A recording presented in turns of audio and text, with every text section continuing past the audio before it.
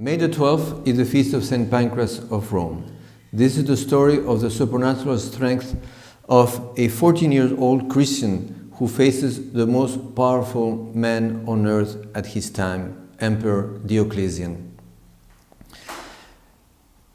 Pierre Corneille, the famous 17th century French playwright, in his play called Le Cid, he puts these words in the mouth of the protagonist, Don Rodrigo. True, I am youth, but for souls nobly born, valor does not await the passing of years. And this is exactly what happened to Pancras. He was young, but extremely heroic. He was born in Phrygia, in Asia Minor, in the year 289, from a upright, wealthy, albeit pagan family, and his mother died giving birth to him. His father died only 8 years later, but before dying he entrusted his son to his brother Dionysius. And Dionysius promised to give him a good education and take care of the boy. And actually he did very, very well.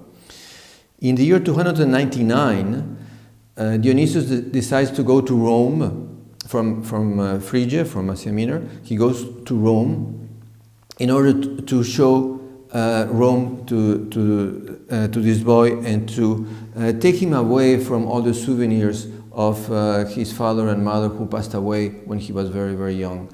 So they take a ship and they go through Greece and the Italian peninsula, and the ship stops in different ports, and he noticed that there is a group of young boys and girls who are in chains. They are slaves. They are being taken care and being as slaves, and they're going to be sold as slaves. And he sees that they are suffering, but they are not bad. They didn't do anything wrong. Nevertheless, they are treated in a very harsh way.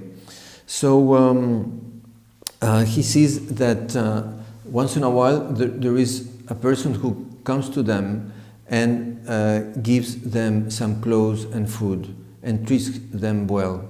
So he asks his uncle, "What is this?" And the uncle says to him, "Well, this man is a Christian, and they consider that slavery is unjust, so they treat these slaves in a kindly way." Then also he noticed that in the evening there is a group of people who get together and they pray, they have a meal, they do the sign of the cross. And once again, these are Christians. So Pancras starts to notice these Christians, and he is inclined to know more about them. And the uncle says to him, "Well, when we get to Rome, I will let you know more about them, because they are there." So finally they get to Ostia, which is the port of Rome, and they go to the family mansion, who was located in the elegant neighborhood of the Chalesian Hill, one of the 7 hills upon which Rome is built. Rome was a center of the ancient world. That was full of schools of rhetoric, philosophy, medicine, trades, and also many temples, because the Romans believed in many different gods and each one has its temple. But the pagan priests, however, they were belligerent with the decreasing number of the faithful who were leaving paganism in the same proportion that they were increasing the number of Christians. His uncle took him to meet the Pope at the time, was Marcellinus. Marcellinus was the 29th successor of Peter, and he was a very holy person, ascetic, pious, and chaste.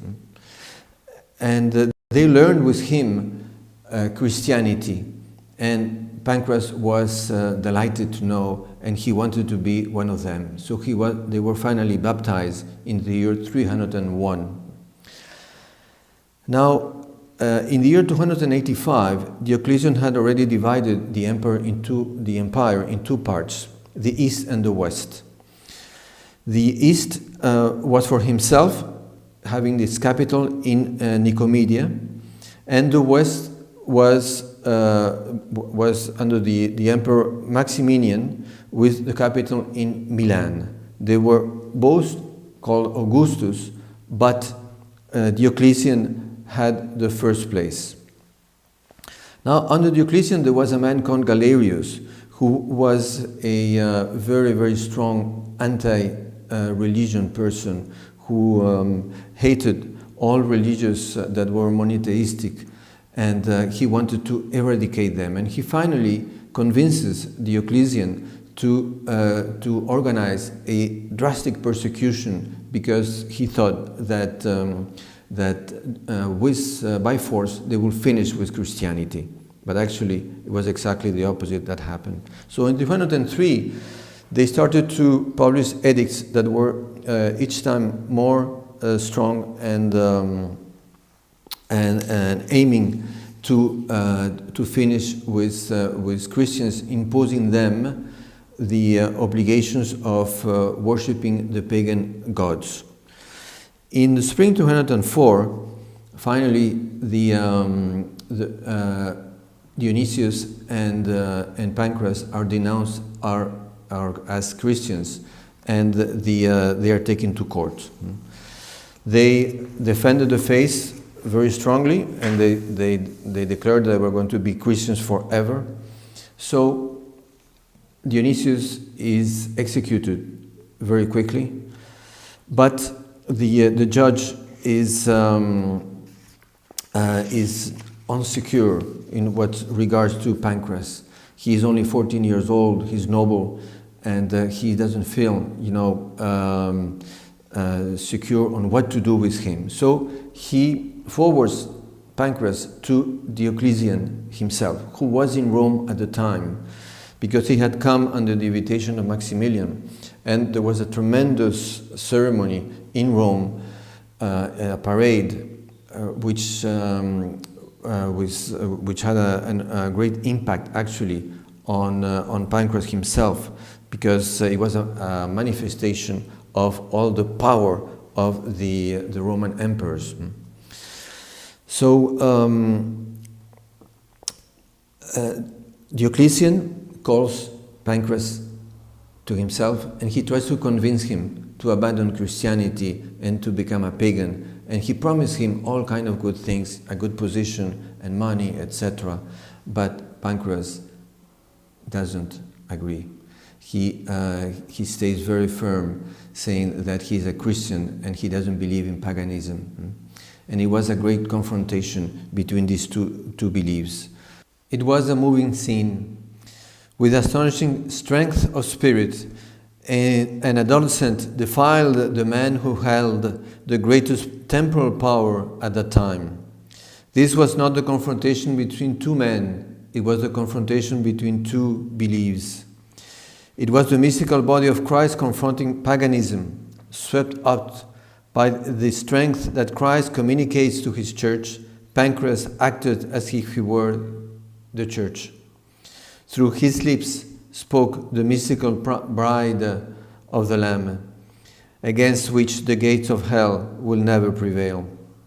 Humiliated and vanquished, in his attempt to break the faith and joy of a youth just 14 years, the emperor declared the death sentence.